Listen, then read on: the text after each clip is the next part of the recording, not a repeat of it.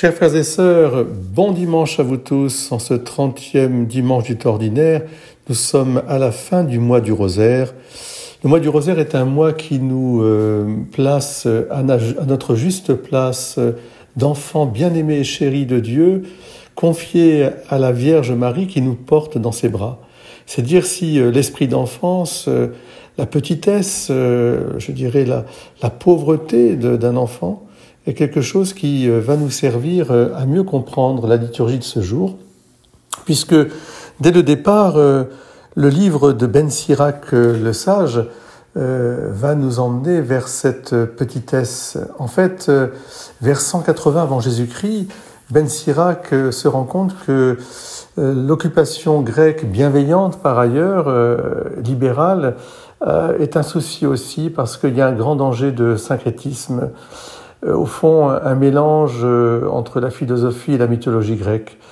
Et lui, il veut absolument montrer la révélation incroyable d'un Dieu qui n'est pas jaloux des hommes, comme nous le montre souvent la mythologie, mais au contraire, qui se fait serviteur des hommes, qui prie pour eux et avec eux, qui entend le cri du pauvre et du malheureux, et finalement c'est la même racine, prière, précarité, cœur de pauvre. Donc il y a une expérience d'une amitié, d'une alliance, c'est la révélation surprenante d'un Dieu si proche qui ne juge pas selon les apparences, mais entend le cri du pauvre, de l'opprimé, de l'orphelin, de la veuve. Ben Sirac dira d'ailleurs « Les larmes de la veuve descendent sur la joue de Dieu ». Et c'est cela la grande révélation d'un Dieu qui est miséricorde. C'est Dieu avec nous. C'est « Voici que je suis avec vous jusqu'à la fin des temps ». Demandons précisément au cours de cette messe à changer notre regard, à avoir ce cœur profond, et pour cela, il faut nous aussi nous mettre petits. Je vous invite à vous regarder les uns les autres, un peu comme ces fameux tableaux, estampes chinoises, qui nous montrent l'homme toujours petit, face à l'immensité de la création bienfaisante, et encore plus du Créateur qui nous a tout donné, et qui veut que nous puissions, nous aussi, nous placer dans cette reconnaissance, dans cette louange. Le ciel et la terre racontent la gloire de Dieu, et nous aussi, nous devons le faire. C'est ce que fera Paul dans sa prison à Rome. La deuxième lecture nous montre le moment de son grand départ. Il va larguer les amarres au sens littéral du terme, comme s'il prenait la course du Rome, et il dira « J'ai tenu jusqu'au bout ». Mais nous aussi, nous devons vraiment larguer les amarres, voguer au long des flots. Nous entendrons à la fin ce magnifique cantique « Marie là-haut comme une étoile ».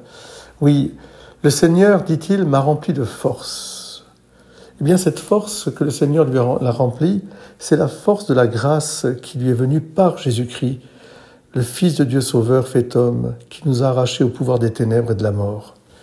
Alors, chers frères et sœurs, oui aussi, nous aussi, soyons de ces missionnaires, faisons la course de l'évangélisation avec un grand désir de la manifestation du Christ pour tous, en nous et dans notre prochain, vraiment pour tous. Et c'est la pointe de l'évangile du jour, puisque Jésus nous dit, nous dresse un portrait qui n'est pas, je dirais, une exclusion, mais au contraire une attention à purifier notre cœur. S'il prend le publicain et le pharisien, c'est qu'à son époque, le publicain était un pécheur vraiment reconnu pécheur, public, un collabo, quelqu'un qui trafiquait dans tous les sens.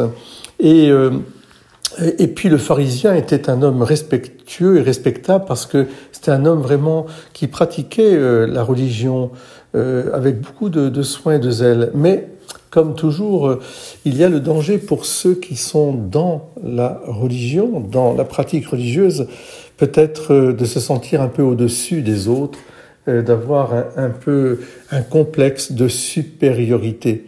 Et donc de regarder, j'espère que non, avec dédain, ceux qui ne sont qu'à l'extérieur ou qui sont peut-être des pécheurs publics. Pour cela, le Seigneur va nous montrer, Jésus, que la prière, c'est celle du cœur, et c'est celle finalement qui nous rend petits. On revient à la prière du rosaire, vous voyez. La prière du publicain, il dit la stricte vérité. Il est un pécheur. Il se sent si pauvre, mais il prie détresse devant Dieu. Et un pauvre crie et Dieu l'entend, et il est justifié. Le pharisien, lui, n'a pas prié, il s'est loué. non sans vérité, mais c'est pas ça la prière. Il faut donc s'abaisser comme ce petit homme des tableaux chinois. Et moi, je pense que le plus important pour nous en ce dimanche, eh bien, c'est de cultiver cette béatitude des cœurs, heureux les cœurs, les pauvres de cœur, le royaume des cieux est à eux. Alors, si vous voulez être un bon chrétien, je pense qu'il faut commencer par être un bon pécheur, c'est-à-dire de se baisser, d'être petit. Et quand on est petit, on voit mieux les choses. Quand on est grand, on se perd et on ne voit plus les choses. Voilà pour, chers frères et sœurs, je termine cette homélie du dimanche avec un chant merveilleux. Voguons au vent des mers, au gré des vagues, Marie là-haut comme une étoile, Marie là-haut veille sur nous, étoile du ciel, lumière sans voile, étoile du ciel, brillez pour nous.